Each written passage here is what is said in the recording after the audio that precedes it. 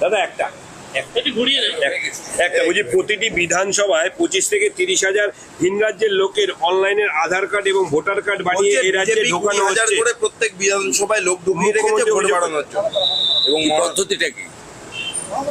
ওনার কোনো কাণ্ড জ্ঞান আছে? 14 বছর ধরে মুখ্যমন্ত্রী আছেন। ইলেকটোরাল রোলের রেজিস্ট্রেশন অফিসার কে? District magistrate.